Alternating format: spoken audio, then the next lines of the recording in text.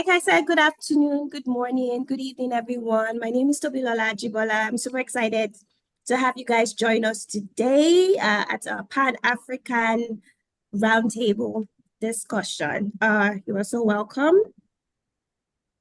Yeah, so we're also streaming live on YouTube. I'm just going to share the link so that you can have it ready, handy, in case your internet is not too good. Okay, so let me just drop it in the chat box.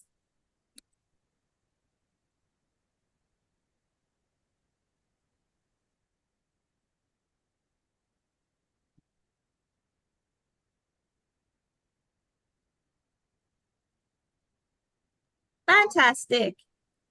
Fantastic. Good afternoon. Good morning. Please use the chat box to introduce yourself. Tell us your name, where you're dialing from. Tell us what you want to learn in this session. Yes. Hello, everyone. Use the chat box to introduce yourself. Tell us your name, where you're dialing from.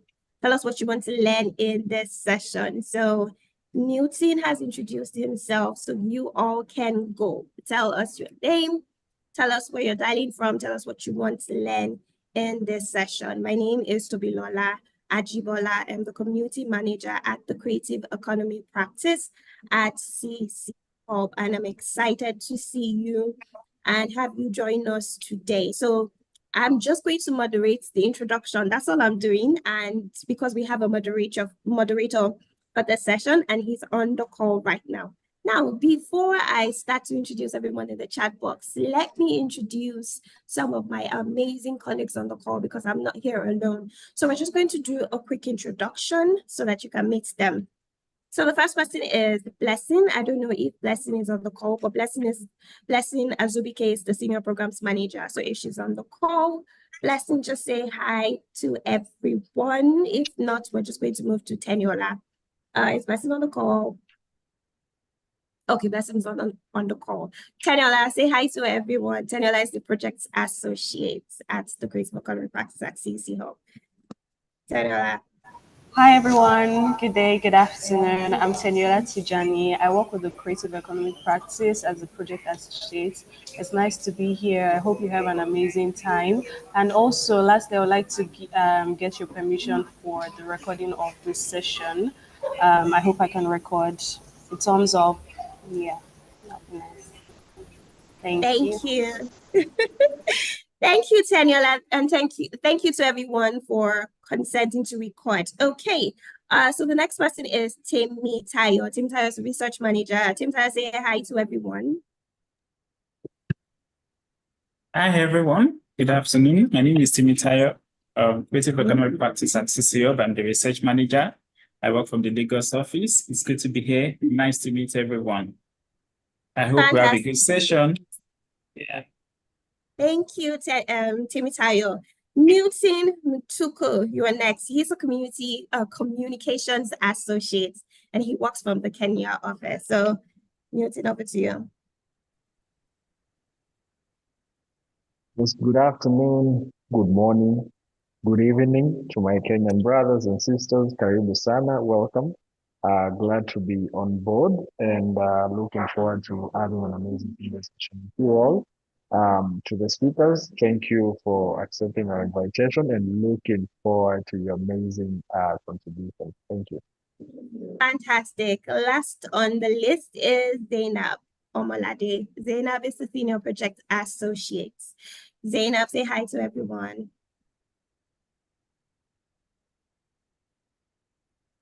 You're muted, Zainab. Hi, everyone. Good evening. I'm Zainab, Senior Project Associate at CEP. Excited to be here with you all. Thank you.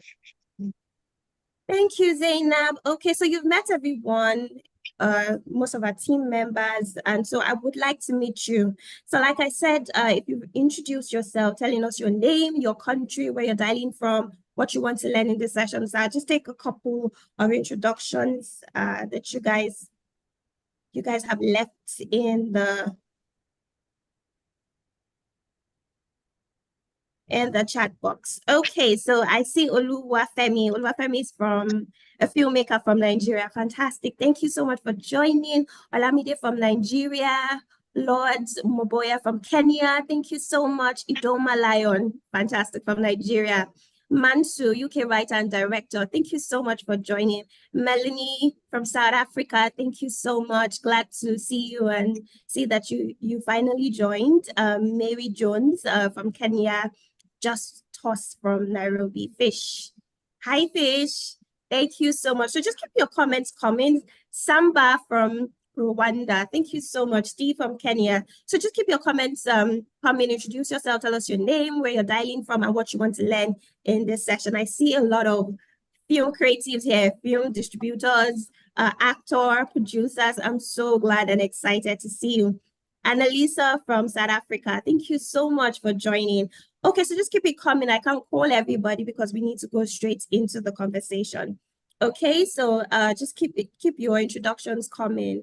Thank you so much. Like I said, you're super welcome to this session. Okay, so I anticipate a very engaging discussion today.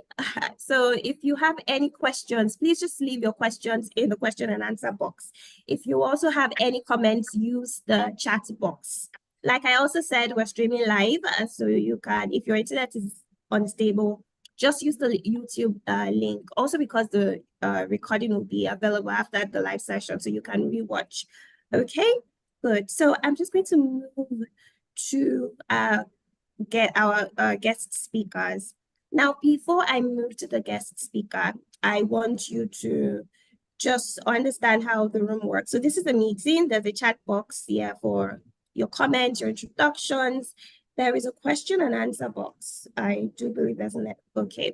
So just in case there's no question and answer box, you can leave your questions in the chat box. We will take your questions during the question and answer segment. Also, because we want more people to join, we are encouraging you to use our hashtag. So please just share the conversation, use these hashtags on Twitter. Just keep tweeting, let your friends and your colleagues know about this event so that they can join in. You can also do Instagram stories using this hashtag. So just continue the conversation online.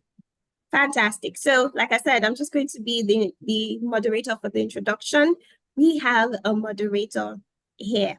I don't believe I have introduced you to the creative economy. The creative economy practice is a practice under the Co-Creation Hub, and our mission is to just innovate and amplify the African creative economy. And that's one of the reasons why we are, having a conversation on filming and distribution, because we do see that the African film and audiovisual industry is fast becoming a major source of revenue and economic growth for the continent. But we also do see that there are upcoming film creatives who don't have enough knowledge on how to, push their film content out to producers.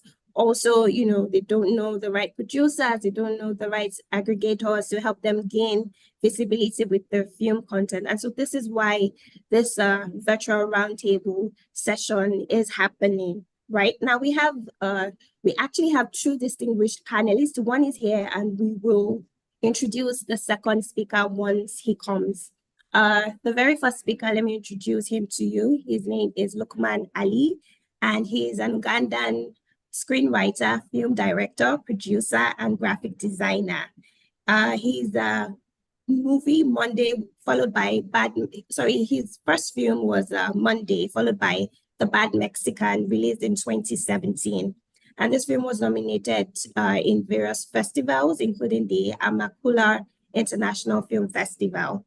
His other major films on Netflix include The Girl in a Yellow Jumper. If you guys haven't watched it, it's on Netflix. You guys should watch it. That movie is Uganda's first film on Netflix. So it's a really, really good movie. And then he also has African Folktale Reimagined. A round of applause for our panelist, Lukman Ali. Please use your emojis. Give him a round of applause. Lukman, can you say hi to everyone? Hi, everyone. Nice to be here. Yeah. Thank you. As I can see, clap emojis in the chat box. Thank you so much. Our second speaker, Toshi Gitoga, when he is here, you guys would see him and he would speak to you. He is also a director, producer, and founder of Primary Picture, a production company based in Nairobi. His film Disconnect also won Best Male Supporting Actor, Best Sound and Cinematography at the Kalasha Kenya Film and Television Awards in 2019. Now he has several films on Netflix. One is so the first one is Volume, a Kenyan TV series. And then the second one that he produced 2 episodes of the South African Netflix original series. That's The Brave Ones. So when he's here, you will see him. Now, I'm just going to introduce our moderator for this session. He's going to moderate this. Yes? He's here. Tosh is here. Sorry. I've been here. Oh, I'm so sorry, Tosh. I can't speak. Let me see how to solve that problem. Newton, also, please help me. I do believe he's not a co-host. That's why he can't speak. I'm locked out. Okay, so sorry. Tosh is here. He can't also put his video on, so I do believe he needs to be made a co-host. I can hear and see you now. Okay, so can you turn on your camera so everyone can see you?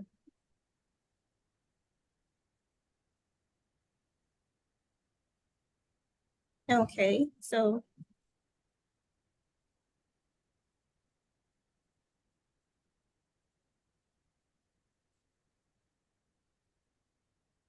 Newton, let me know when that has happened.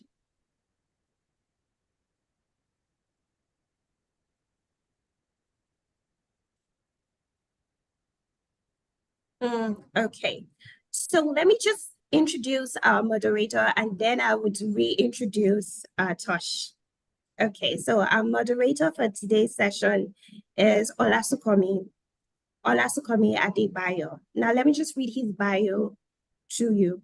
So Olasukomi studied theater arts at the University of Ibadan in Nigeria. He holds a certificate in cinematography from the London Film Academy and a master's in directing for film and television from Bournemouth University in the UK. Olasukomi's experience spans over 12 years with stints in directing, producing, and creating content for brands like MasterCard, MTN, Airtel, Nigerian Breweries, and Guinness. Olasukomi has directing credits for feature films and TV series like Mnet, Africa Magic, Iroko TV, and Netflix.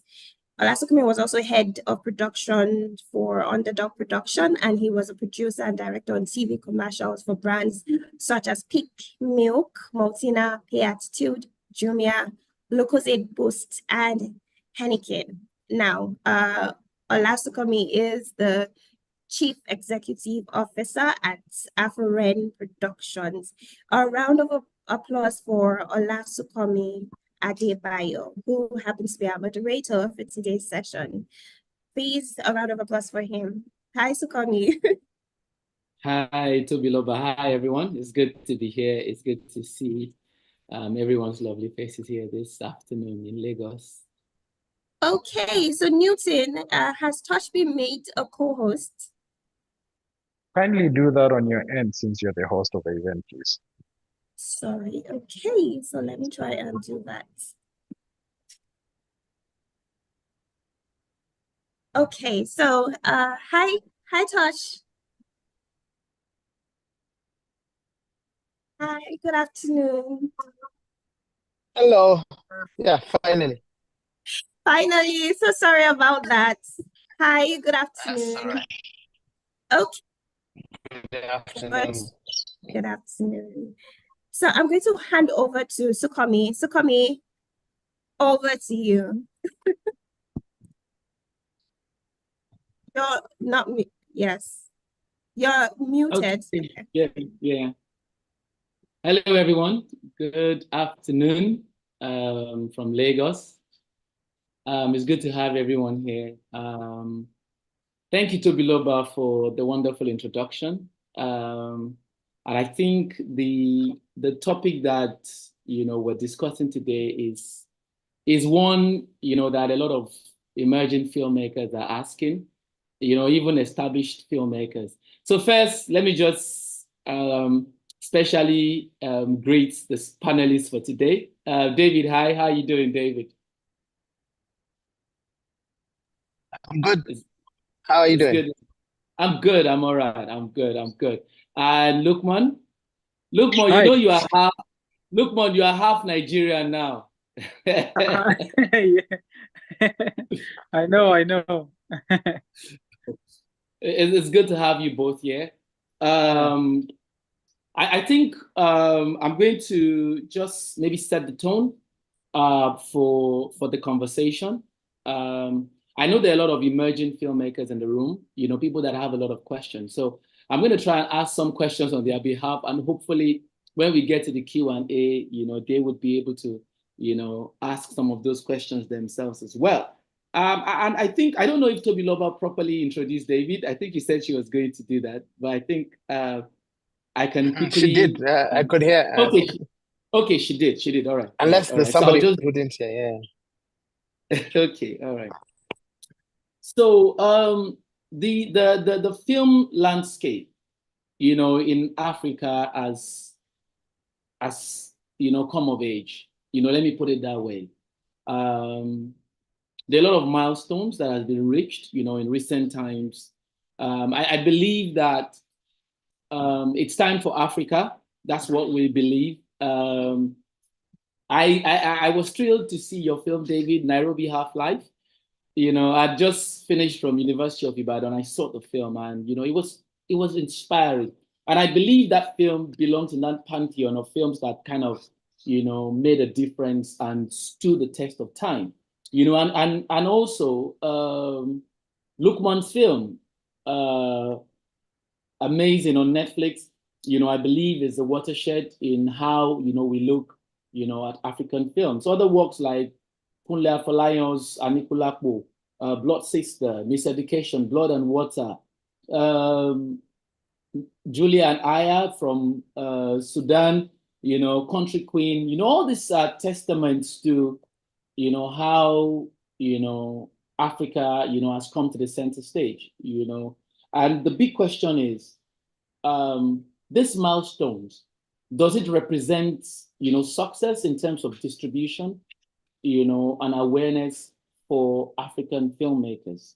How can we explore ways to increase visibility for filmmakers? There's always a big question with emerging filmmakers. People will be like, well, how can I get my film on Netflix? How can I get my film on Amazon? How can I get my film on Showmax?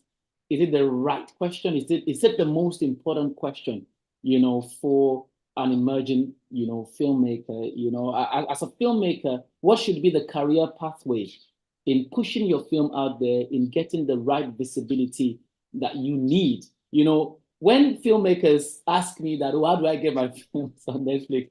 I find it interesting, and I don't really know how to answer that question, because I believe that film is a universal language, and those are not the only platforms that we should aim for. I know those are the most popular platforms, and I think the goal of the conversations is to see how filmmakers can push their films. What are the criteria?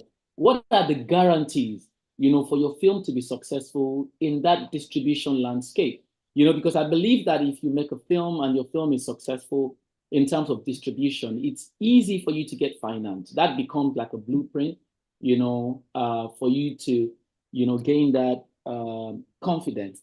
So I'm gonna swing straight without wasting time.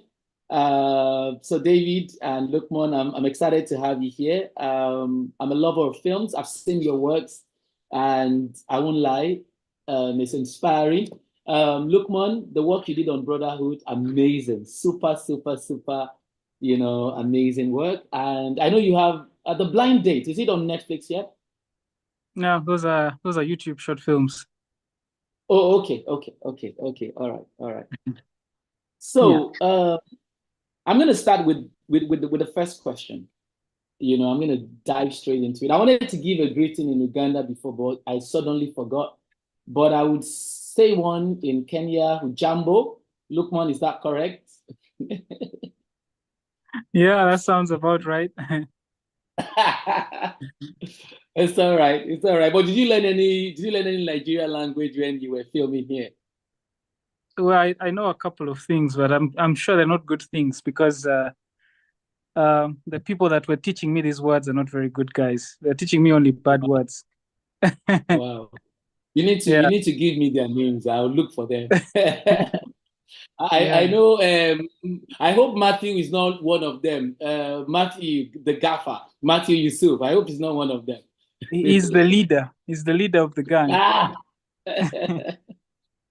All right. Thank you very much, guys. So I'll dive, and everyone again, sorry, you're welcome from wherever you are, from Lagos, from Kenya, from Uganda, from South Africa. I welcome you all. I'm sure it's going to be an exciting conversation. The first question I want to ask, and I'm going to start with David. Sorry, when you produce. Sorry, excuse me. Please go on. Yes. Tosh, I didn't know you're called David. I'm getting confused here. I always thought you're Tosh Gitonga. I thought you're on mute. You're mute. You're mute. Yeah, I also keep on just like, who? What? It's a name I haven't used since primary school. So Okay. Tosh is much easier. Okay, I'll revert to Tosh then. Yeah, so every time you keep saying David, I'm always thinking somebody else. Then I'm like, no, it's me. I just thought, because I saw David Tosh, so I just went straight for David. Apologies. Yeah, that's fine. That's fine. No, that's fine. Yeah. Okay, go ahead. Okay, lovely. So when you're producing your films, and I know you're both directors, but I'm gonna, for the sake of this conversation, because we're talking about distribution, for films, as Africans, what are the factors you consider? What do you look at, when you're producing your films? I mean, in terms of the journey of the film, what do you consider in terms of the elements of production, in terms of casting, those choices you make? What are the factors you consider, that help in shaping, how your film is received and how it's distributed? So, David, I'm going to start with you. Wow. It's not such an easy question to answer because really what we're doing here is trying to navigate. And we're in a space where there's a lot of potential and we're all just trying to figure out the best way to distribute our films and get returns for them and grow the industry, so to speak. So there's a lot of experimental work here. In my case, first thing for me is authenticity. It's authenticity to the story that I'm telling. Then also the production value. I rate a lot of production value in everything that I do because I feel the market, that the audience we're trying to talk to, the African audience, has been used to good production value for a long time, which has always been foreign. So, and the reality of it is, if I'm going to interest this same audience to watch something of mine, then I need to match what they used to on the list, and it's something that has seemed to work because then you're ticking their basic boxes, whereby they're not going to be bothered, especially now with so much content. No one is going to be bothered if the sound is bad or if the picture quality is not appealing. So you're removing the technical aspects from the list so that you can now focus, so they can focus on the story about themselves. And so for me, that's usually what I'm looking at. Is the story authentic to the audience or to the world that the story is built in? And 2, production value, and 3, how can I manage the cost? Because already I know that the distribution angle is not enough to give me back what I spent. So I'm here trying to create a path You know, when they used to tell you, you have to beat the path, in life. I feel that's what I've been doing for a long time, just cutting through the forest, trying to figure out where's the road at to take me to where I want to go. Um, um, and streaming, the Netflix and Amazon and all that, it's been a good thing and a bad thing in the same time. Like, the good thing is that it's exposed films that one ideally would never have seen. Now you're able to see films about that's a business model that is not really working for some of us on the continent. And so now it's really about figuring out, what works for everybody, because the two are not aligned. And if those two are not aligned, then it's impossible to move forward. Okay.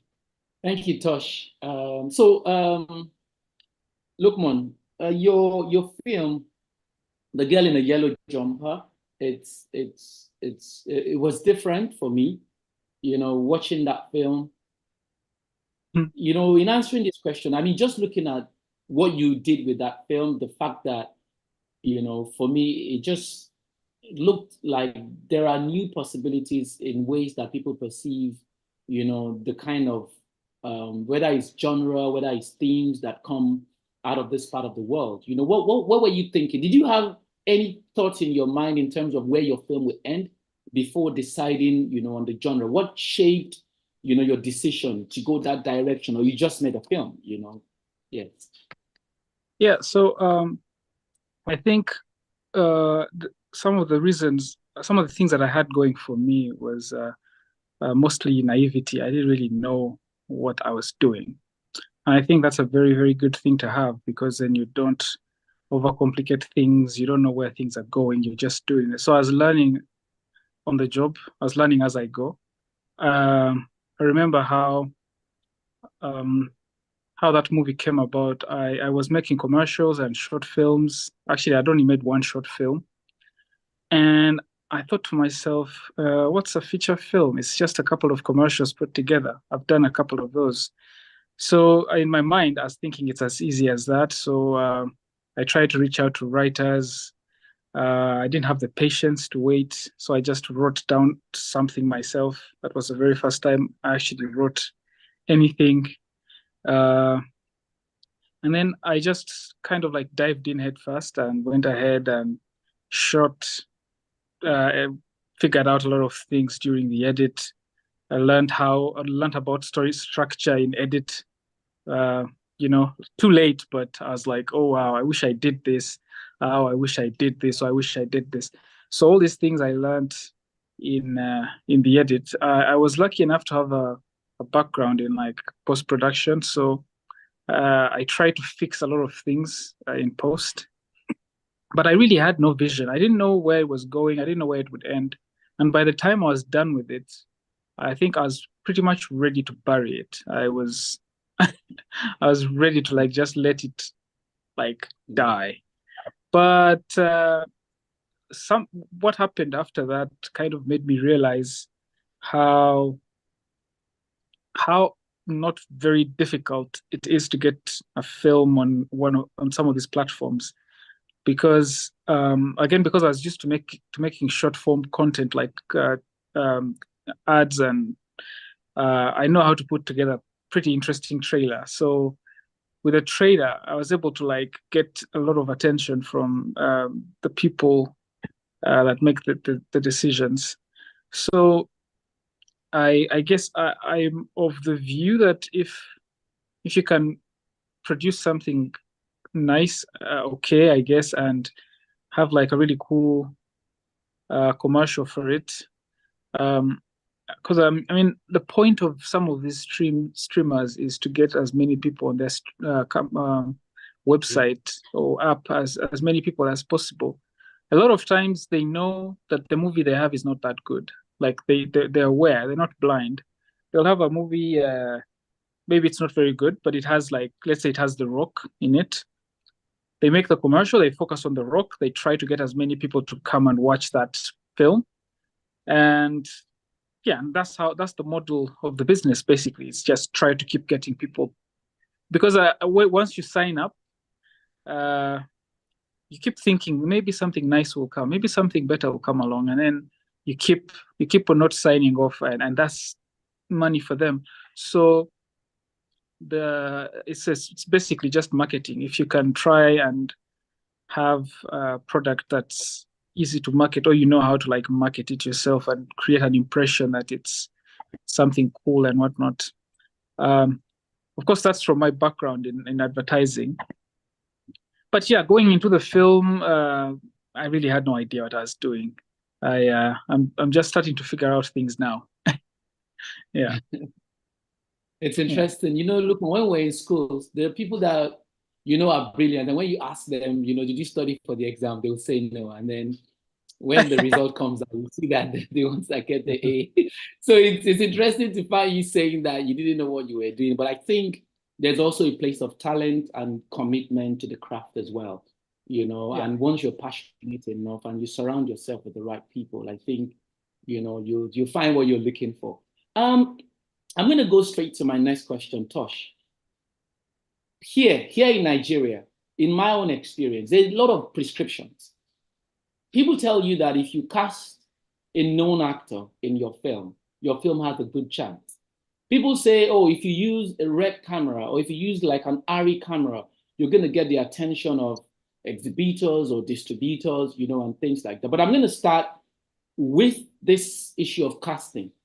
You know, is casting an actor or a particular type of actor, maybe a commercially successful actor, is it a pathway, you know, to getting your film out there? Or is this something that, you know, you consider, you know, when you make your films or you cast fresh talents, you know, because I think it's a growing subject for emerging filmmakers. People feel like, well, I don't have a name, but if I can cast a known name, you know, it gives my film a shot. You know, how relevant is this for you as a producer, Tosh?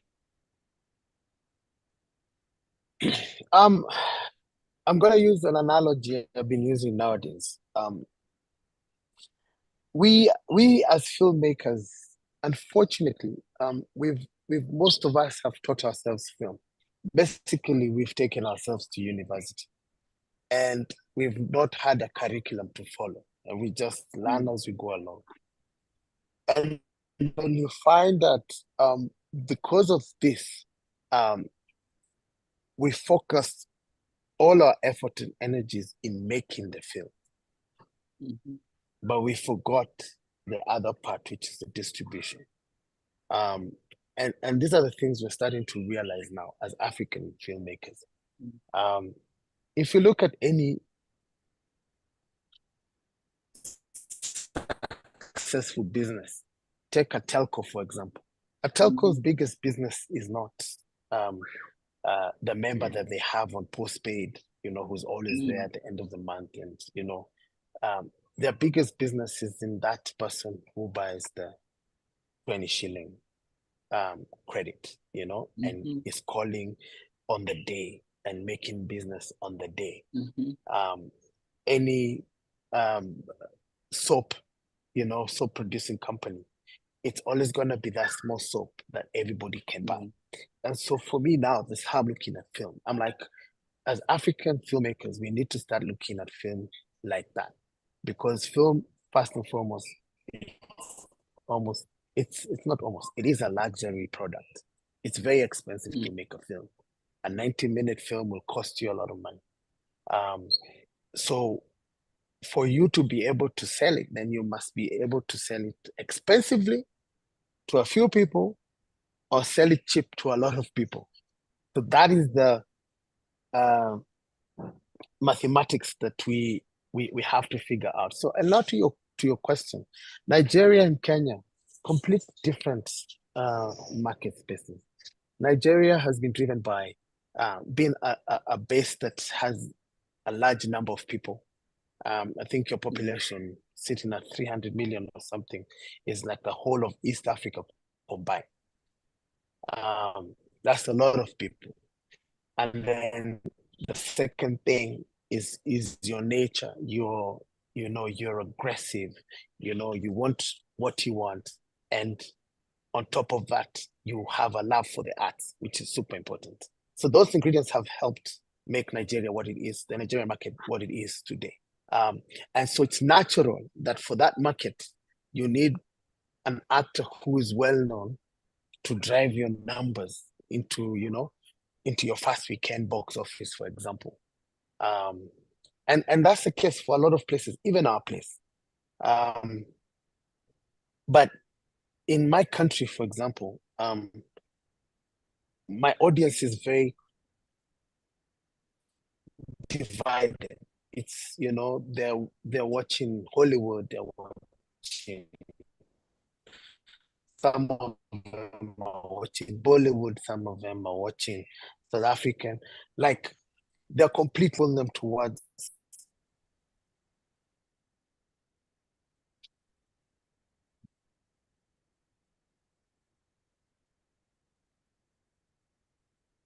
I think there's a bit of network issues there. one angle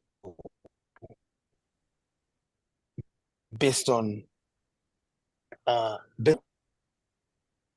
is it better? Yeah, I think it's better. Can you hear me better? Yeah, Tosh, Okay, we can cool. hear you. Yeah. So for me, then that is not a major factor at the moment, because we haven't rallied the people towards that one goal yet.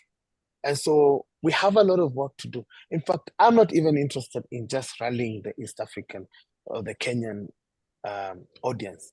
I'm interested in Africa as a whole, because I feel the moment Africans start working together, we've spoken, this whole thing will be speaking about Netflix and Amazon. We must remember that these are not our platforms. These are business platforms from out there. You're not their primary market unless they expect you to work without, them putting in too much. And so the only person who can really put in the work is yourselves. And if we consolidate this market as one, then we're going to get into a space where we have a better chance, and for all the young filmmakers that are here wondering how to move to the next step,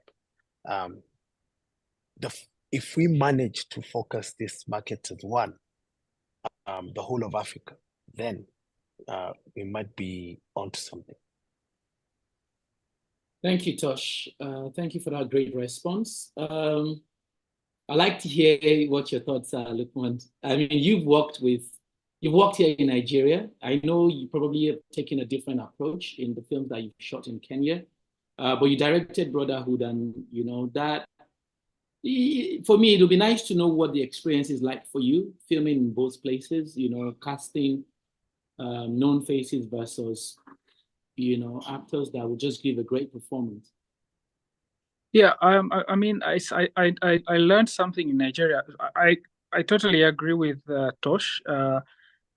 Similar, Uganda is quite similar to Kenya in that regard, that we don't necessarily have like these names that you can't really hinge your project on someone. That's because a lot of people don't really have that particular someone that will take them to the cinema. But I realize that in Nigeria there are people that have that power, and it makes sense over there, but it might not necessarily make sense. And also since I worked in Nigeria, and I've also been around other countries, I'm also mostly interested in like trying to make a film that captures the continent. It might not capture every part of it, but a majority of it. So my interest is like that. And now most of the projects that I'm actually preparing, I have someone from Kenya, I have someone from Nigeria, and situations like that. So of course, having a face. I mean, if you have Dwayne "The Rock" Johnson in your film, or you have Kevin Hart, it's probably going to be successful basing on that alone. Or maybe you'll get someone to buy it anyways. But for some of us who don't have the luxury to get that, I think if you can get someone that's really, really talented, because there are films that we've watched and we loved them. We'd never seen these actors before, but they performed really well. Squid Game, it's a nice TV show. No one knew any of these people before, and then we saw them, and now everyone likes them. There was a film most Africans watched in the 90s called The Yellow Card. I don't know if you guys watched it in Nigeria, but it's a film from Zimbabwe. It's a soccer film. Films like that really inspired me. Talking about Toshi's film, films like this, So for me, I feel like if you get some really, really good performers and you make a good film, the only thing you're left to do is just to get it out there so that people can see it. And these days, with all the social media we have, that's not as hard as it used to be.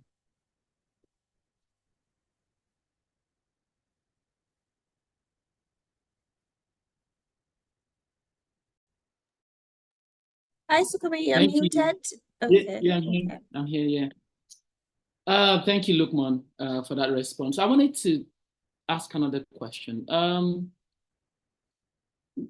David, when as a producer, I know this is an interesting question. I don't know how you'll answer it.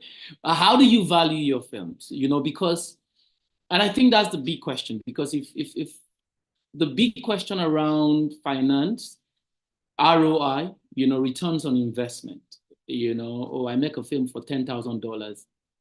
But when I'm talking to a platform or an aggregator, how do you value your film to be able to at least, have a great conversation on sales, because I think that's a very important question, because people make films and they go blindly, and they don't even know where to start from. Because I for Africa, there isn't like data for people to say. People don't release data to say, oh, this film was made for X and X amount, and it was sold for X and X amount. We do all this research, and maybe it feels like a secret, but you've done films, you've distributed your films, but how does a producer place value on their films? To be honest with you, I'm just constantly trying to, figure it out. Basically, I was a director. I am a director. I enjoy directing, but I've ended up producing because I have to figure it out. For me to be able to keep doing this, I have to figure out how to produce. And for me, it's a constant journey of learning. And the idea here is that there was once a producer from Hollywood who asked me, like, for example, I'll give you in Kenya. In Kenya, our background for film is servicing big films. Robert Redford, Out of Africa, 1986. Like, we've been exposed to Hollywood way of filmmaking. That is why we were unable to progress the way Nigerians were progressing, because we understood how to make films in a certain way. And so because of that, it kind of crippled us a lot. And so this guy asked me, once asked me, how do you manage to film this way, like a Hollywood style, yet you don't have the budgets for it? And that question really sat with me for a long time. And so from that time, I'm constantly trying to relearn to unlearn what I learned over the years in terms of how producing should be done, and find new ways of producing that where we're being able to spend less. Because the truth of the matter is, as any other industry, you have to start somewhere. You have to start small and grow big. And sorry, someone's calling. Yeah, you have to start small and grow big. And so we have to also bring ourselves to that level where we're like, we're trying to build an industry here. It's not about making money right now, but it's about creating that path that enables, that environment. We want to be able to be in a place where we have thousands of cinemas across Africa, so that when Lukman wants to make a film, it's not him jumping hoops to find a decent budget to make his film. And that's the truth of the matter, is it's a constant learning game where we're like, we cannot make films on that luxury end of it, like they do in Hollywood, because we're not Hollywood. We have to figure out, how do we make the films like the Nigerians were making the films and make them better quality? We made fun of the Nigerian films for a long time, of how poor quality they were. But they kept churning them out, and now they've been refining that quality. So now they have a lot of films that have quality and are good. So that path, I feel, is what we should emulate, for the rest of Africa. Because then, as it has happened in Nigeria, it's going to happen for the rest of us. Thank you, Tosh. Lukman, what's your response to that? Sorry, I think you have to repeat that. My Okay, mind. Yeah. Okay. So Lukman, I was asking, how as a producer, how do you, value your film? It's nice to hear the things that Tosh is saying in terms of, starting small and growing big, and maximizing whatever resources that are available for you as a producer. And you've made, I would say you've made high budget films, in valuing your film as a producer, how does that work?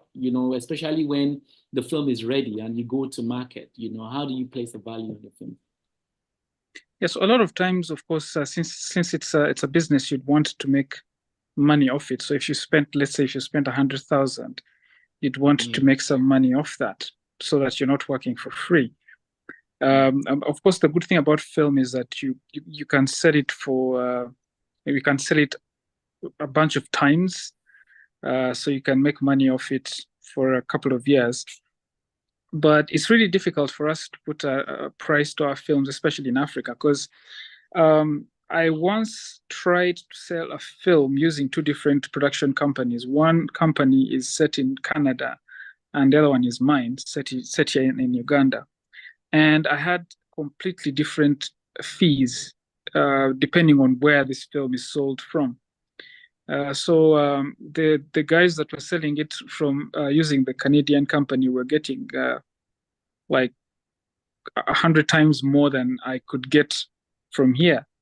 And it's still the same actors, it's still set in the same place, but it just has a company that's now co-producing, and it's from this other part of the world. So I feel like as Africans, we, as Tosh mentioned earlier, since we're on these platforms that are not really ours, we're not the target, so they're not necessarily looking for us. We just so happen to be there.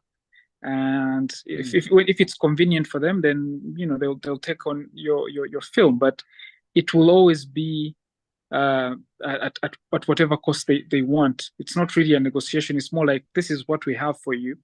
It's a take it or leave it kind of situation. So you don't necessarily have a lot of space to bargain. You're not going to ask them for.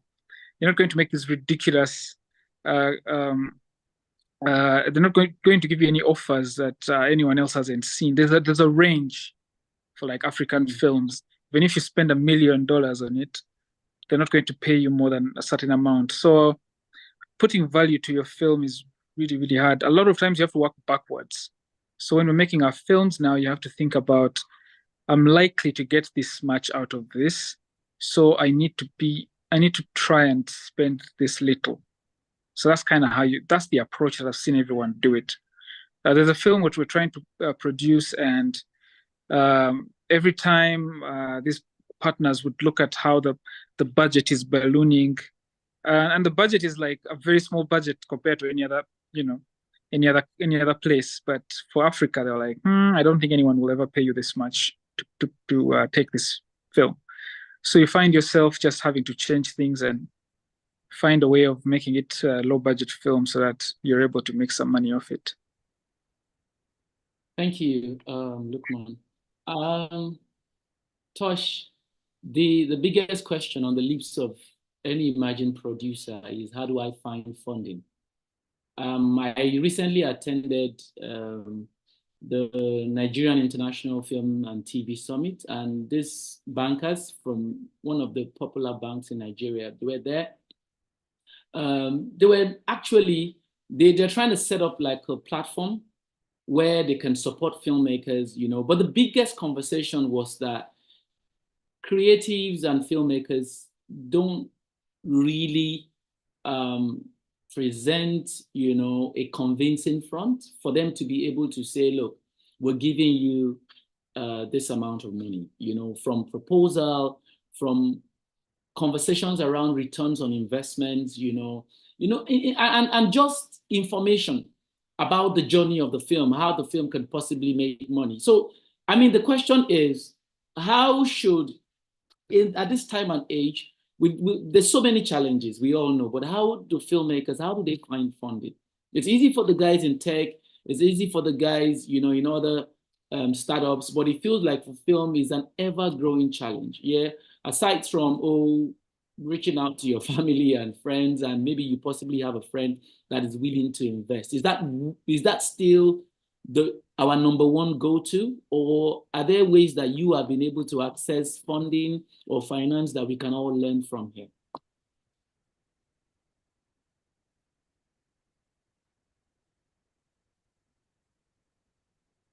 Oh, I think it's, so I think while Tosh is coming back, Lukman, I don't know if you got the question, if you can, Yeah, I have. And unfortunately, I don't know. I think a lot of the people with the money don't really understand the film business. So it's a very expensive industry, and it's especially in Africa, we don't necessarily have the data. When I was shooting in Nigeria, I realized that a lot of producers lie about how much they spent and how much they've gotten. So some of the figures are highly they're faked, or so a lot of times I think business people are not stupid. They can usually tell that some of these numbers are made up. So it makes it really hard for us to like convince people. I've had banks try to like invest in some of the films. Some of the money they ask in return is crazy. The time they want it back is ridiculous. And all this is because they don't really understand. For them, they think it's like a phone. They give you the money, you make the phone, then you sell the phone, and then they get their money back. They don't understand that sometimes just making a good product doesn't necessarily guarantee that you'll be able to sell it. So I don't know how this will ever be solved. I'm not really. I'm just an artist. I don't necessarily know how to like get these things done. But I feel like Tosh might actually have a better answer for this one, because he's actually more into that space now, and he's been working with like the big wigs, the guys with the money. So he probably knows better. As for me, I have to like reach out to friends, fund some of these things myself, and it's not very sustainable. But especially because filmmaking is expensive. But when you're able to do it that way, the rewards are like quite big, because you don't have to like pay a lot of investors that want crazy margins. Yeah. How have you funded your own films? I've been using my own money. So I have like a day job where I make TV commercials and just content. So a lot of times when I get paid on that job, I save up that money and make films. And I guess it was easier for me to make films before, when I was more naive and I didn't know a lot about film. The more I learn about films, the harder they get. So now I need more money to make films because now I know about production value and I know about all these things and I know about all these structural things that I apparently must have. And it was better when I didn't know about them because I would just jump in and then at the end there's something coming out. But now everything is approached in a very systematic way, and you need this, you need that, or this person has to approve this. You can't have that joke in your film because it will offend someone. So the process just becomes incredibly long and you end up not making films. And 2 years later, you're like 60. You're like, what? So yeah, that's how it's been. Yeah. Okay. I'm going to throw a question to you because I think when I saw A Girl in the Yellow Jumper, I felt that there was just something very, there was an aesthetic to the film that was very authentic and it was original. You know, there was something gritty about it, you know, and the story got me. But versus Brotherhood that you directed, which was more action driven, and it feels like on both ends, there is a film that is, you know, like you rightly said, you know, maybe you made the film when you were naive and you made Brotherhood when you were a bit more aware, you know, with all the big crew and all the action sequences and things like that. As a filmmaker, how do you thread that line between commercial success, you know, and making films that are just true to you as a filmmaker, which might not necessarily travel far? You know, is it something that an emerging director, producer should worry about, or you should just go ahead and make films? But then we're saying that, oh, it's hard to find funding, and people feel like, oh, I need to make a film that I can sell so I can make another film.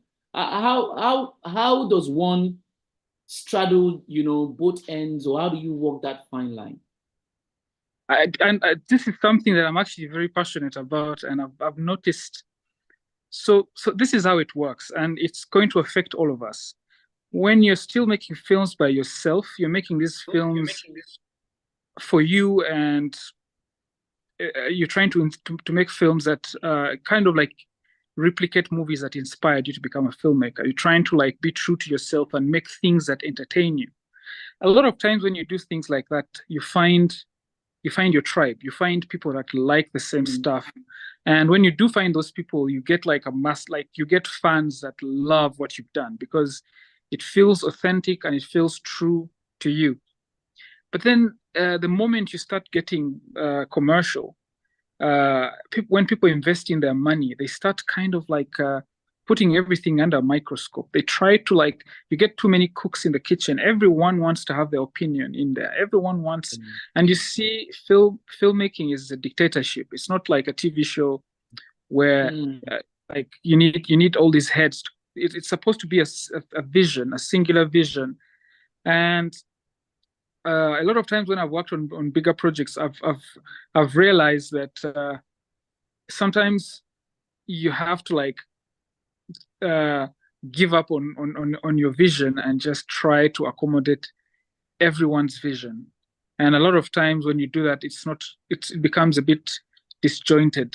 It's not cohesive because everyone is bringing in a different idea, and in the end, these ideas are supposed to become one cohesive vision. And it just, unfortunately, it doesn't work like that. I mean, you look at all these big studio films that we're watching, like the Marvel films we're getting now. A lot of these films are like pretty much made in a boardroom.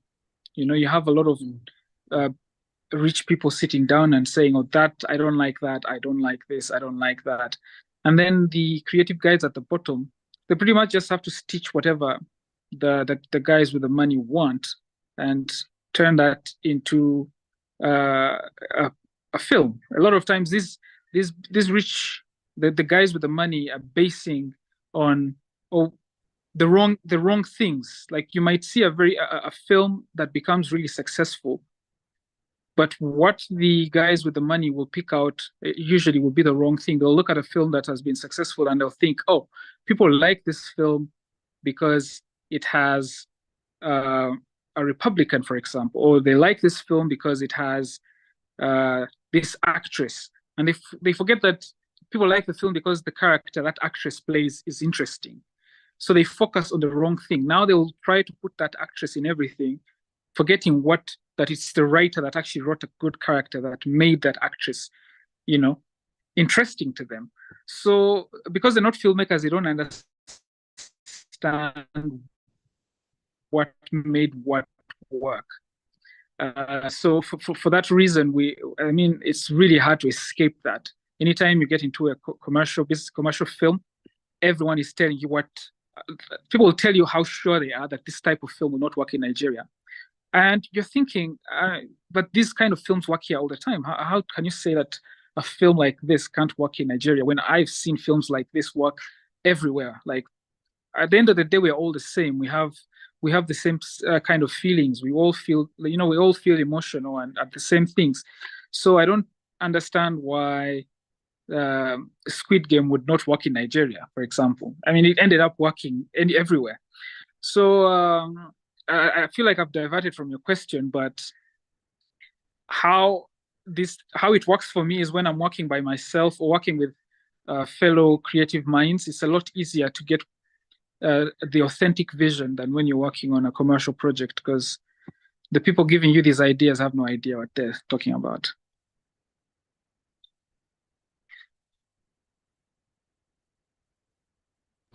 Tosh, I don't know if you got my last question before you went off. I could take that question again.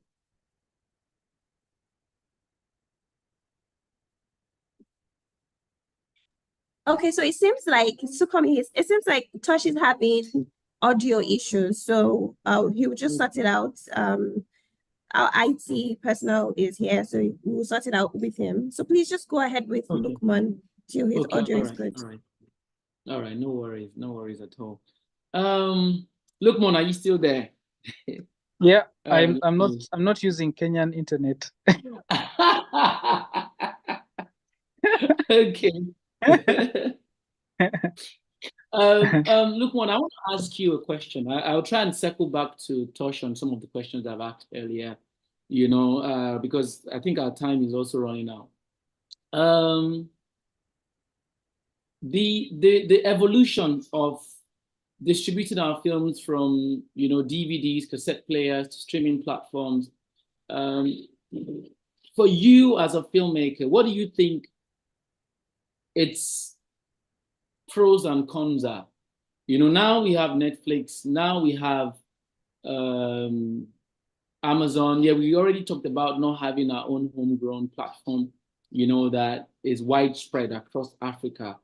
I know there are a few platforms here and there, but in terms of this digital revolution, what are the benefits? What are the disadvantages of it? Has it been more of a blessing, or is it something that has helped us as Africans? To be honest, my thoughts are mixed in regards to streaming. In the beginning, I really liked it, but the more we have, the more I'm not really liking it. I feel like streaming in general just kind of killed cinema. It has made it has created a lot of opportunities for us, but at the same time, it's slowly killing cinema. I mean, the way we know it. Things are just never going to be the same again. Like there's so much content on Netflix, and yet there's nothing. You open up your Netflix and it's packed with new stuff, but you can't find something to watch. There's something, I don't know what it is. Maybe it's the fact that there's so many things to watch that you just can't find anything else. You just can't find something to watch for that reason. I remember when I was growing up and we used to go to the cinema and you'd have like The Matrix come out, and that's the film that everyone is talking about. And it's in the cinema for a long time, and you go out and you watch it. And because of that, I feel like we used to get better stuff, but now it's becoming, and I also feel like the solution is not to, I don't know if it's creating more like an African streaming network is going to help, because we don't, the time needed to like build the infrastructure that Amazon or Netflix has, it's it needs too much money, and I don't think we have anyone willing to invest that. Maybe if Dangote wants to help us, maybe he could. Maybe if we focused on like a Dangote streaming service, it could help us catch up faster. But other than that, the amount of foundation needed to build something like that is really difficult. It's the same thing as saying, oh, we don't like TikTok, so let's make an African TikTok. What makes TikTok is the fact that it has this many people, and you want your content on a platform that has this many people. So simply making an African streaming service is not going to solve that issue. Maybe Tosh has a solution for that, but I feel like in the more of those we get, the lower the quality of our projects is going to be. Because if I've been approached by a couple of African streaming services, some of them are actually giving them my content for free because they don't have the capital to like invest in these things. And when you do that, when you give them content for free, you give them all this content in hopes that they'll build an audience, and at some point they'll be able to like fund you or pay for your projects. But when you think about that critically, I don't really see that happening, because Netflix is only getting bigger, and it's very hard. It's very rare that someone is going to leave Netflix and opt for a smaller streaming company with like 6 titles, So I don't know. In this AI generation, it's really hard to know what's coming in like the next week, leave alone like a couple of years. So it's so hard for me to even like predict or guess what should be done. I guess for now, let's just try and make films before artificial intelligence takes that away as well. Yeah. Okay. Tosh, are you back now? So you're mute still. Oh yeah, I think I'm back now. Okay, good. Can you hear me? So let me just quickly tell you, Lukman threw a jab at you while you were away, so I don't know. He's my brother. I'm sure it was a playful jab, but even if it wasn't, we shall meet soon. It was about Kenyan internet. How good it is. Please, let's before we move into jollof rice, let's settle the internet wars. All right.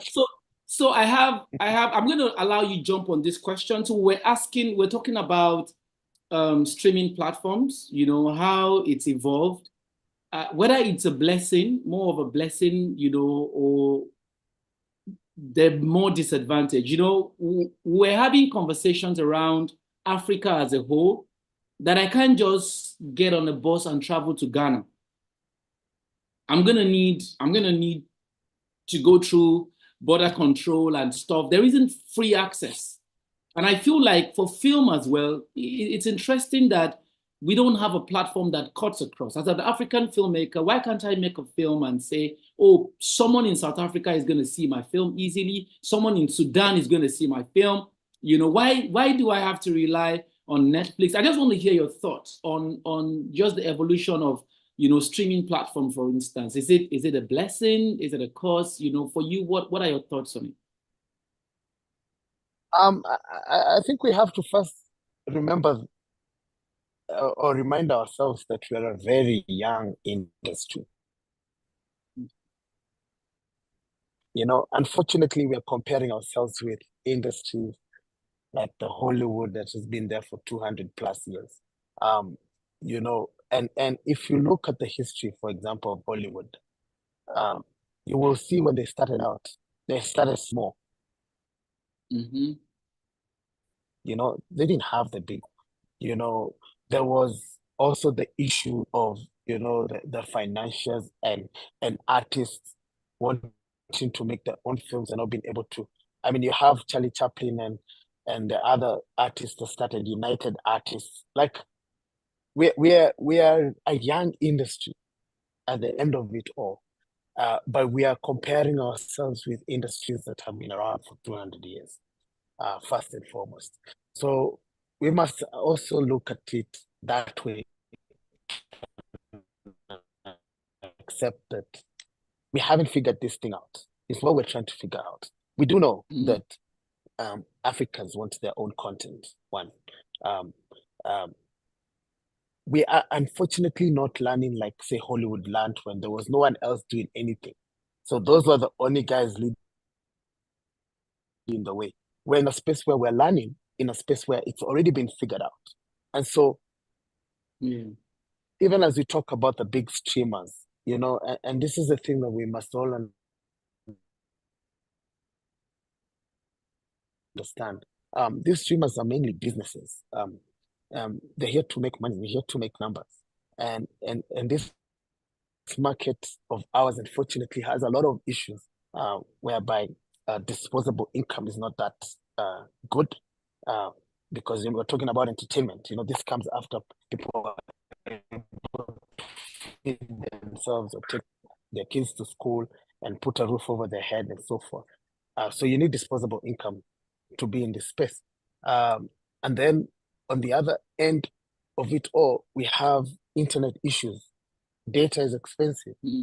And so we're not in the numbers are not favorable for a lot of Africa. And so when you talk about the big streamers, then you see all the, you know, if you're looking at it as a business, you know, if you remove your film, make a hat and put on your business hat, then you start to see the picture in a better way.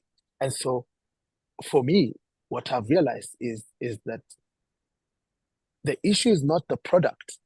The product is wanted and the people want the product. The issue is how we're getting this product sold. And so that's why we need to focus on how do we get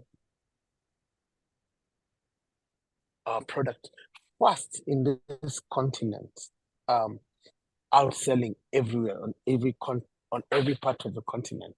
And it doesn't have to be on streamers, be it on local free-to-air TV, you know, all the mediums that we have, the free-to-air open market tracks that we grew up with, some of us, you know, like, how do we, you know, use this available resources of distribution and make them work for us until we get into a place where we're churning out so much film, and film is getting better, and film that the rest of the world wants to see, you know. So how does that work? You know, those are the questions that we need to be asking ourselves.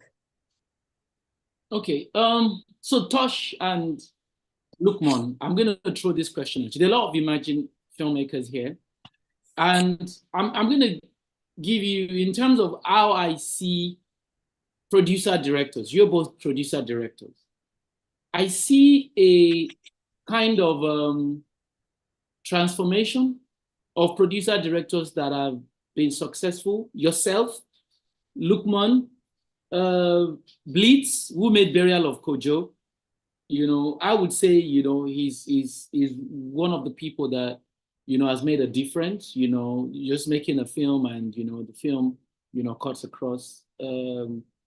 Akinomoto Show, you know, is a filmmaker that has done that as well. Andrew Dosumu, who made Mother of George, you know, as well. And I see a trajectory here.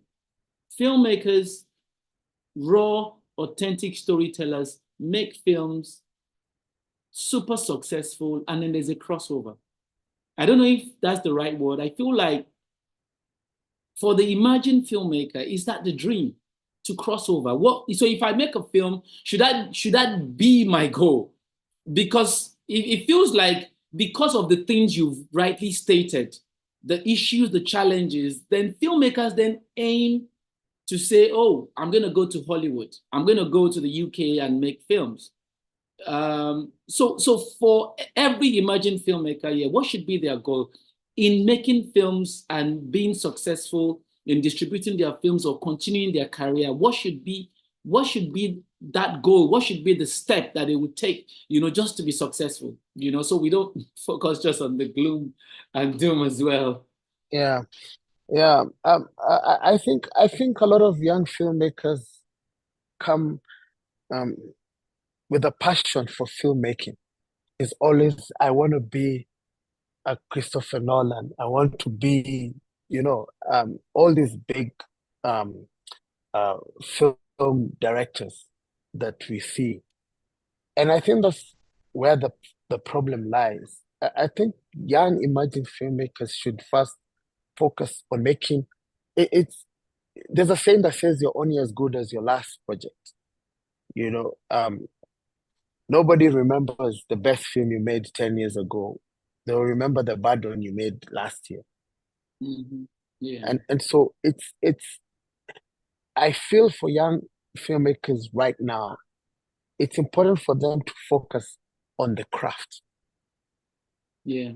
Because at the end of the day, craft always breaks all the barriers. Yeah, you may not be known. It doesn't matter.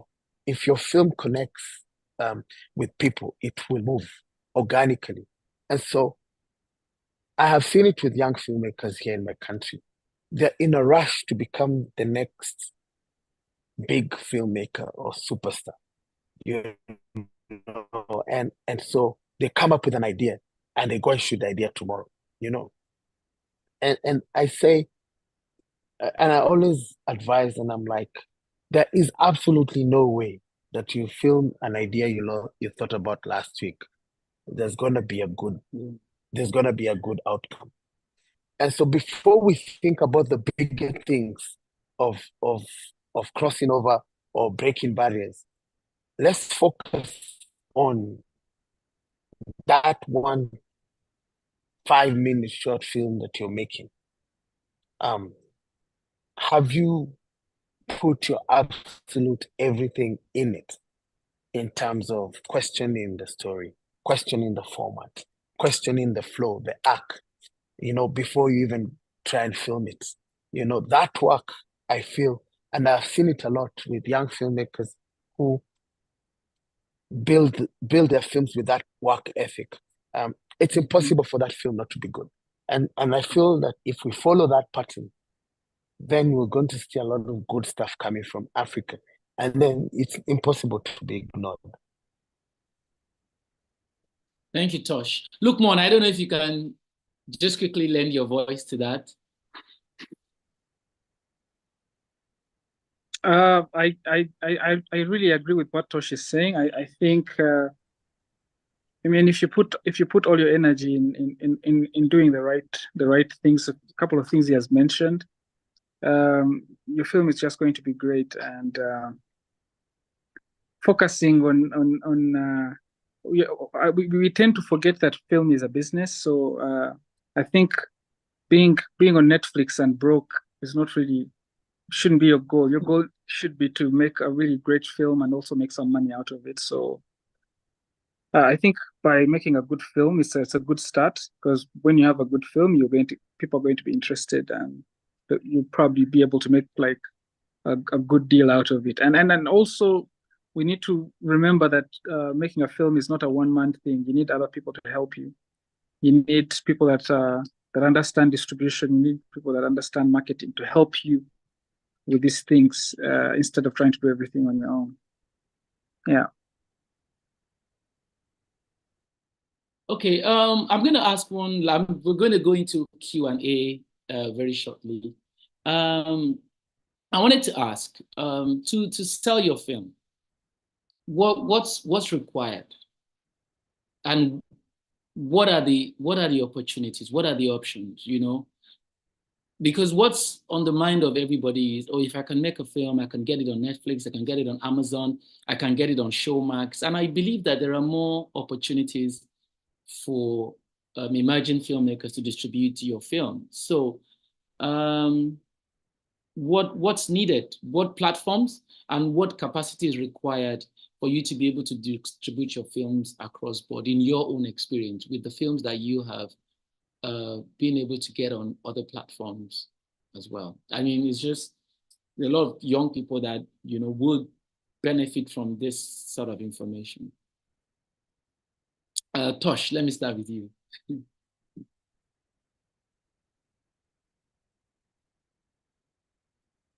You're mute, if you can hear. Yeah, You're mute. believe it or not, I still don't have a film or series on Showmax. Have I pitched? Yes. You're going to get a lot of no's. And those no's can be devastating, and that's why I'll say it again. What keeps me going is that I know I put in worth to my craft. And so when I get a no, the no does not reflect my work, if that makes sense, because then I know it's only a matter of time. And even with all the places I've managed to get my content at, is because of building into that craft of what it is. You don't need to know anyone. At the end of the day, these are businesses. They need your content to put on their platforms. They need what people want to watch so that people can pay on these platforms.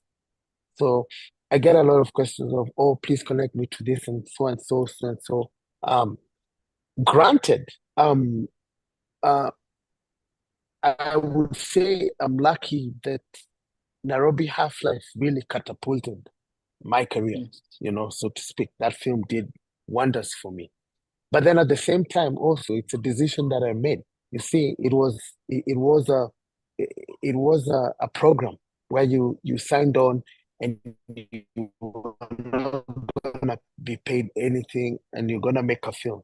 You also have to have that presence of mind of understanding what are you gonna get out of something, and especially when you're young. When you're young, you want to get paid. And sometimes it sounds like a rhetoric, but money follows value. Focus more on value. Yeah. And then you will find the money will start following you, as opposed to the other way around. And so when you find an opportunity somewhere, don't start to asking, how much are you paying me? Look at it in the point of, am I gonna get out something bigger than what they could possibly pay me? And for me, like with Nairobi Half-Life, I was gonna come out to the film that I directed.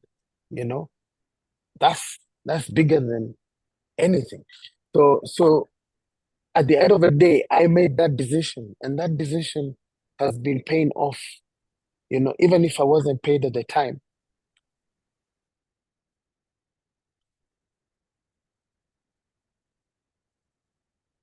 Okay, I think. Hi, Tosh. Okay. Lukman, I think you could just give your own response while he gets back, because I think after your question, we'll go into the Q&A. Yeah. You're mute. Sorry, I was saying, do you mind repeating that question? Because I was listening to him. Yeah, so Oh, okay, I get it. So I was asking, as a filmmaker, where you've made a film, where should you take your film to, and what capacity is required, for you to, distribute your film? Because I think that the challenge for a lot of young people is, knowing where to go. Aside from the big names we all know, people don't really know, where to go, what steps to take, to get their films distributed, and what is needed, for that to happen. Yeah, so I feel like, of course, everyone wants to get their film on like the biggest platform, because that's where you get the most eyes. And as a filmmaker stroke artist, you want your stuff to be seen by the largest amount of people, Someone gave me a very nice question once. They told me, if someone gave you 100 million and you sell them your film, but your film will only show to like 2 people, and then someone else is giving you 50, half of the 100, but then your film gets to be seen worldwide. A lot of artists will choose to show their film worldwide, because by showing it worldwide, you're likely to bump into other opportunities, like Tosh said, he made a film for free and it has opened up all these doors. So this is why sometimes people prefer to put their films on like larger platforms to get their name out there. But then there's as Tosh said, there's a lot of no's. But I've come to understand that sometimes no isn't necessarily because your work is bad. You have to look at it from this point of view. Like if someone tried to pitch John Wick to like the Oprah Winfrey network, they're probably not going to take it because that's not the kind of stuff they show on their network. It doesn't mean that John Wick is a bad film. It's just not what they're interested in. So sometimes you might have a really good project, but it's probably not the time for it. Maybe that's not what is needed now. Maybe that's not what they're buying now. So I think it's best to focus on your craft, make your film, and then we have so many resources these days, places you can get to learn about what a specific network is looking for right now. Like, for example, there's a specific type of film that Netflix wants to buy this year, for example, that perhaps they might not be interested in next year, because things keep changing. So it's very important to like try and also learn and find out like what these people are looking for specifically before you send your stuff and get disappointed. It's I think it's important to understand what's required in regards to things like, what type of format do they take? Do they take 4K? Do they take red stuff? These things are not as important as people think they are. I mean, when you're working for, let's say you're doing an original and those things are required, they will let you know that they need them and they will provide you with the funding you need to be able to have those things. Of course, if you have them in your own personal film, it can help you future-proof your project.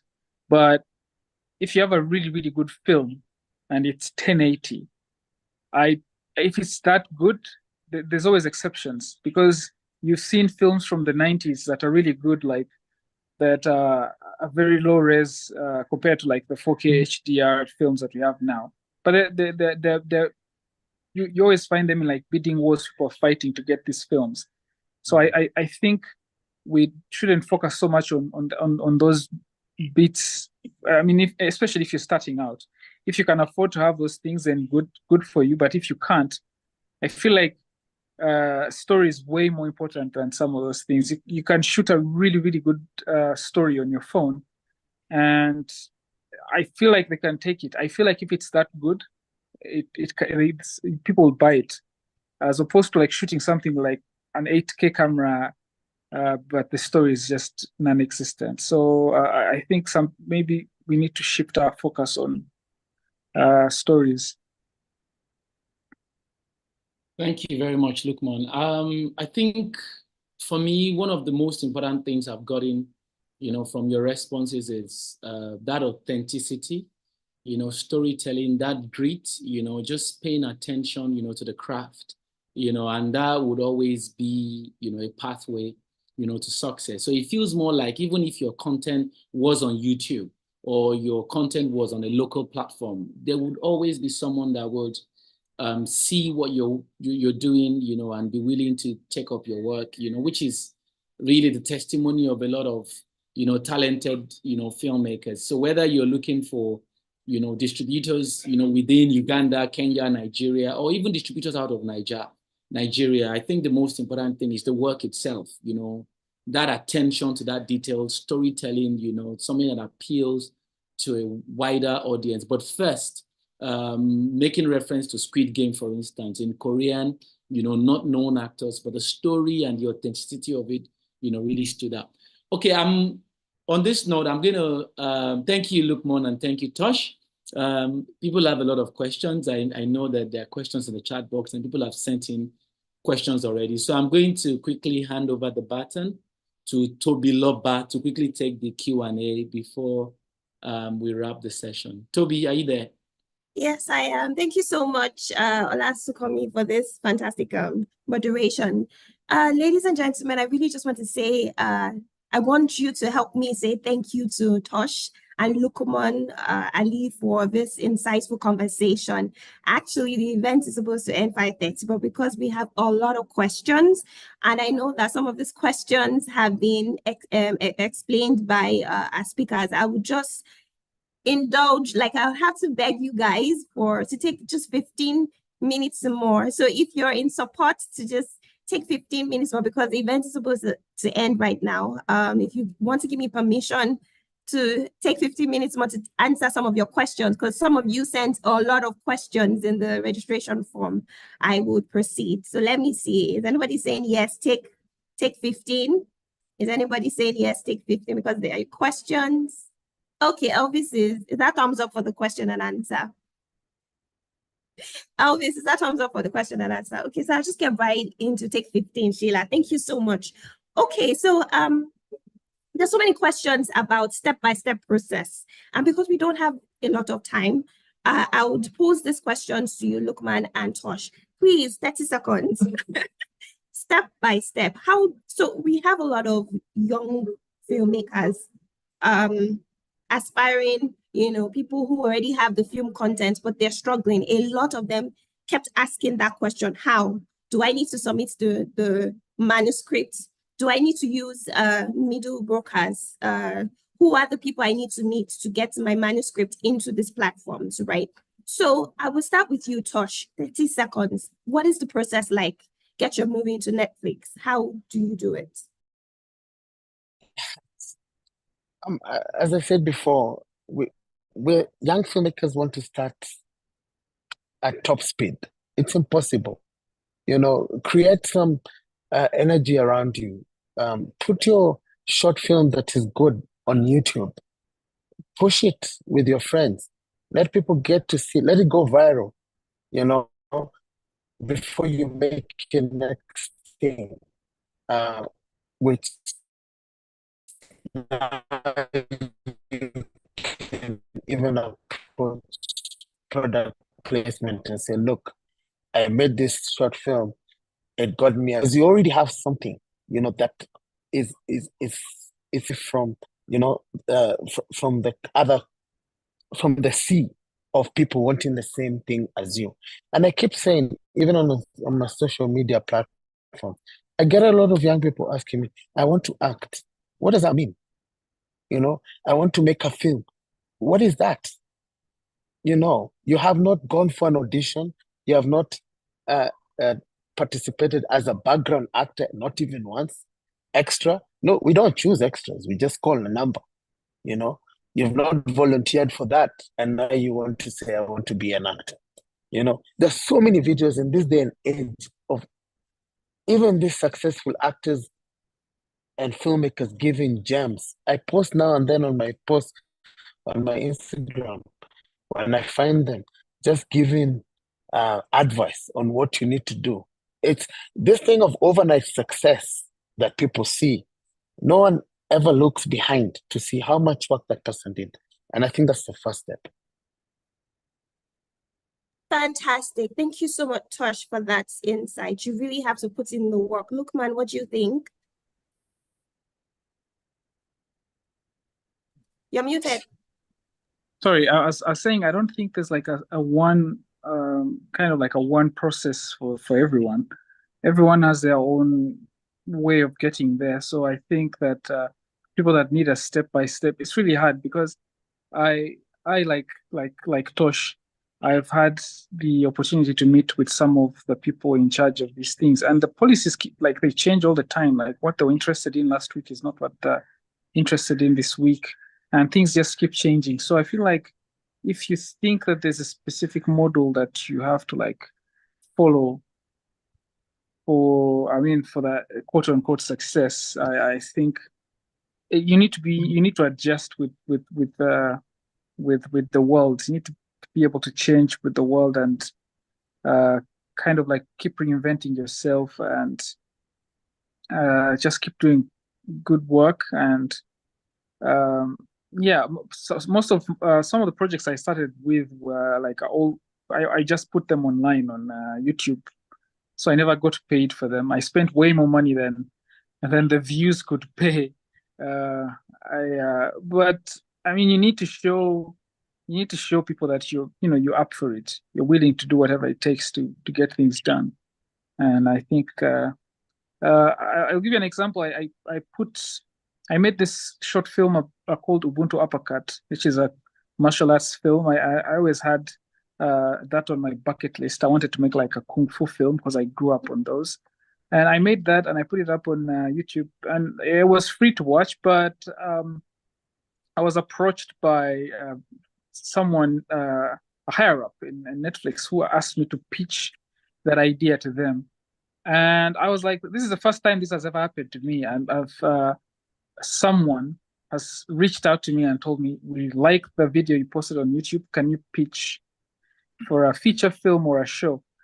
Of course, I couldn't, because that idea is pretty much all I had. I didn't want to make kung fu films. I just thought let me just make a short so I can get it out of my system. So of course that never went anywhere because I didn't have the idea to like sell. I didn't want to ruin my opportunity, because in case I have something worth selling, I don't want to like ruin my chance with this stupid idea that I'm going to just make up in a few minutes. But anyways, my point is that sometimes you just need to like create something, just need to create something. Yeah. Fantastic. Thank you so much, Lukman. So I'll just move straight to accessibility of data. So there's so many interesting questions here. But someone just said something about, this is the question, why are the numbers regarding distribution not accessible?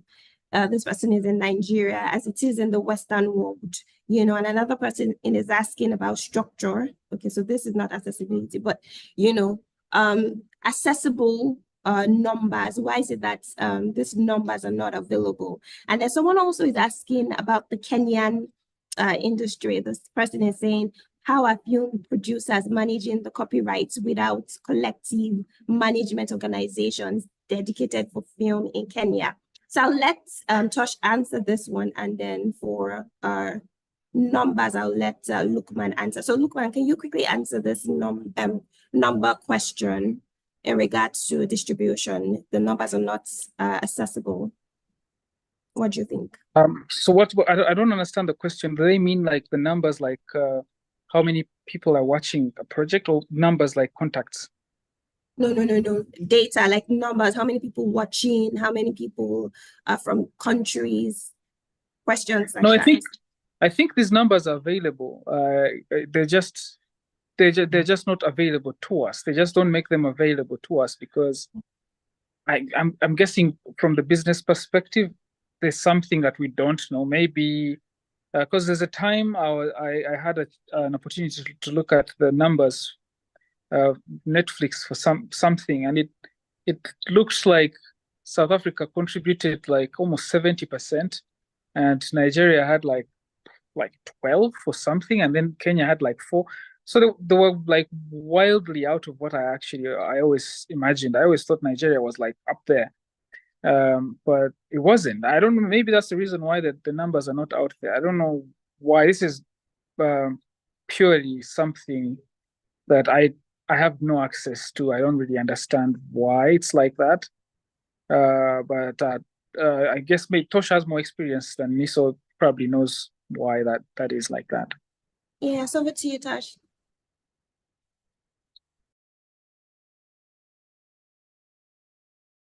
You're muted. Yeah, I think it's because the industry is we're still trying to figure it out. Like, please, guys, don't think that we figured it out. Yeah, we are out here making losses, and we're trying to figure it out. And I feel from the questions that have been asked, you guys may need to have a session with Mike Strander, who I'm seeing in this meeting. Mike has been in the distribution space for a lot of for many years, and there's something that he's doing with the African front that I feel most of these questions should really go to him, because him and his team have been really trying to figure out how to distribute African film.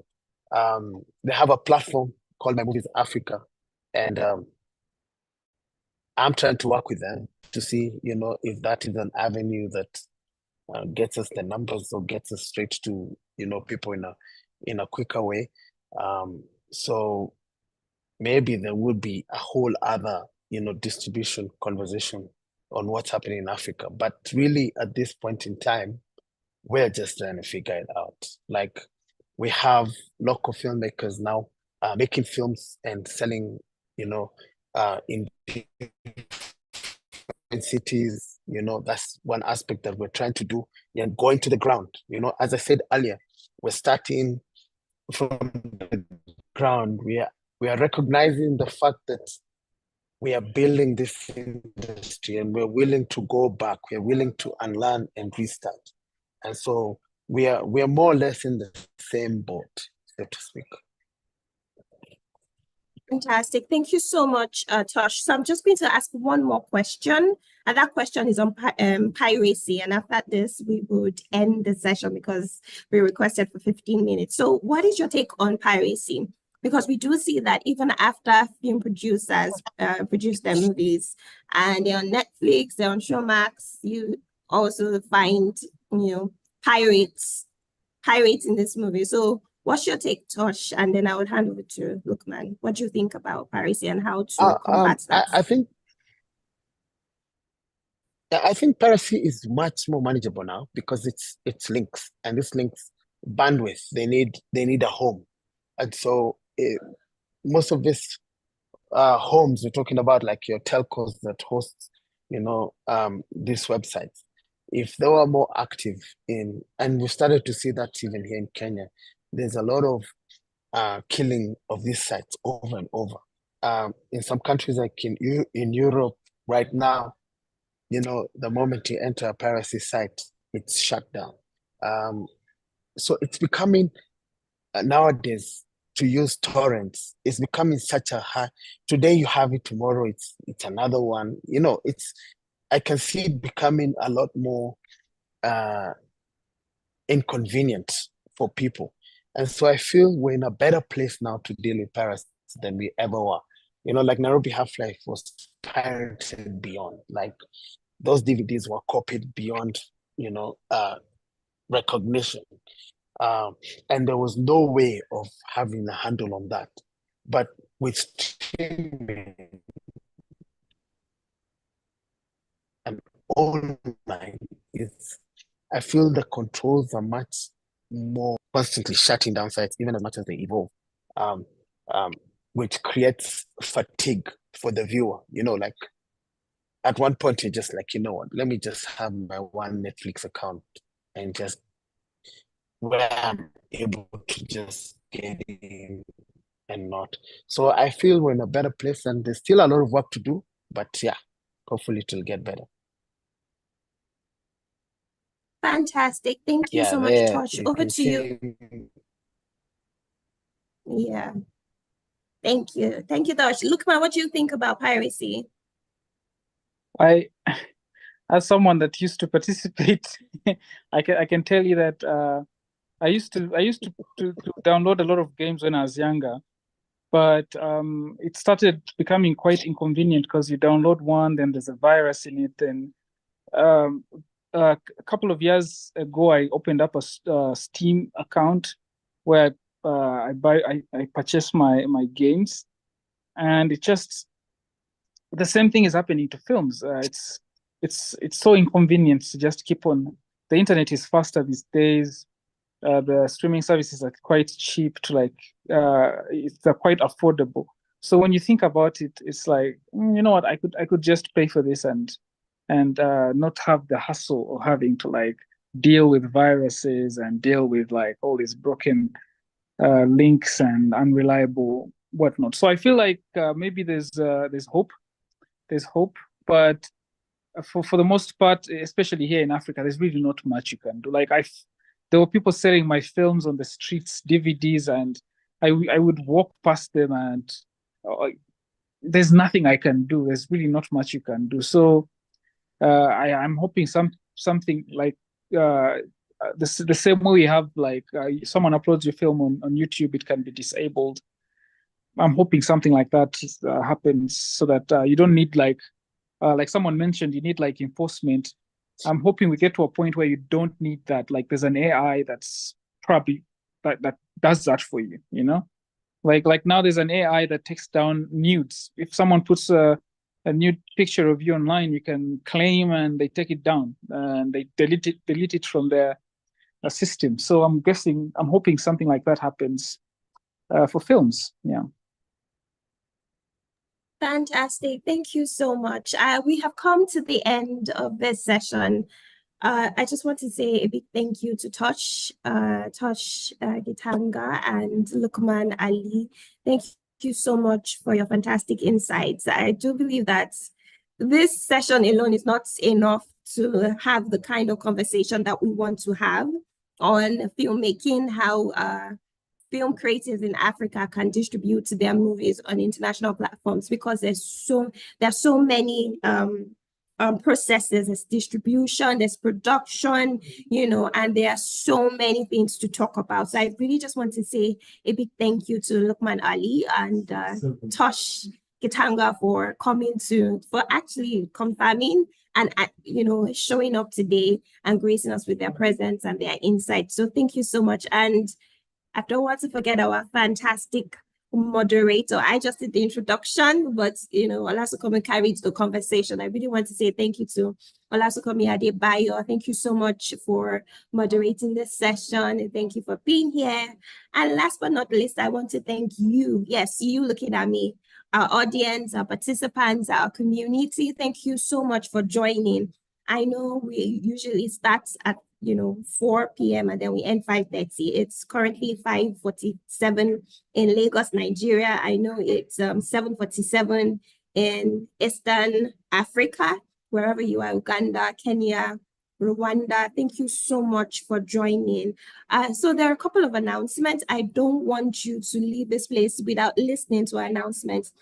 Olade Zainab, do you have one? Where are you? Are you here? Do you want to just quickly share 1 minute? Yes, I'm right here. Yes, we have an exciting project, program for filmmakers, TV professionals and creator economy professionals in Kenya and Nigeria. We've put the link in the chat box. We've talked about funding. We've talked about understanding the value chain. We've talked about distributing your films. This is essentially what we're trying to do. Please join the information session tomorrow. You're going to hear all about the grants, the infrastructure, the hubs that we're building in Lagos, Nigeria, and Kenya, which you are going to definitely have access to. You're going to hear all about it. I don't want to waste your time tomorrow. I think 11 a.m. to 12 p.m. West African time. I think that is 1 p.m. to 2 p.m. Eastern time. See you guys tomorrow. Thank you so much for joining us. Bye-bye. Thank you so much, Omalade. So really what Omalade is saying is that we have started a program called CEP Entertainment Hubs, and it's a hub space, a podcasting space where you can come and create. So if you're a storyteller, that hub is for you. We're building this in Kenya and in Nigeria, Lagos, Nigeria. And so this information session will tell you all that you need to know. So everyone here should, just register for that info session and join, because you need to know all that you need, because you really need to know all the information that they're going to share about how your career as a filmmaker can be enhanced. So we have, just give me 1 more minute to just go through our announcements. We do have a lot of announcements for you. So if you want to join more sessions like this, even if you want to share what kind of sessions we should be making, the topics that we should be hosting, please join our community and then you can give us that feedback. The link is in the chat box. It's bit.ly/CEP sign. That's the link to join our community. So please just click on that link and join our community. We have all sorts of events that we're planning for you. Live sessions, physical sessions, because we do have offices in Rwanda, we have an office in Namibia, we have an office in Kenya, and we have 2 offices in Nigeria, Lagos and Ikorodu. So we have so many programs for you. So please just join our community and follow us on all our social media platforms so that you can be kept abreast on all our activities. Thank you so much for joining. At this junction, I will just, say bye-bye to everyone. Before you go, click on all of the links. That's the mailing list. That's our community list. Click on it, bit.ly/CEP sign. Click on the feedback form so that you have it open on your browser, immediately we close this session. Wow, thank you so much. Thank you so much. Thank you so much for joining. Thank you, Melanie. Thank you so much. Thank you, Ola Kukoyi. Thank you so much. Okay, so from me and my team, who you met at the beginning, it's bye-bye. Bye-bye, everyone. Bye. See you the next time we come live. Bye. And thank you so much for joining. Bye-bye, everyone. Bye. So I'll just stay 1 minute for you to click on the links and have them on your browser. Bye, everyone. Bye-bye. And thank you for joining. Okay, then.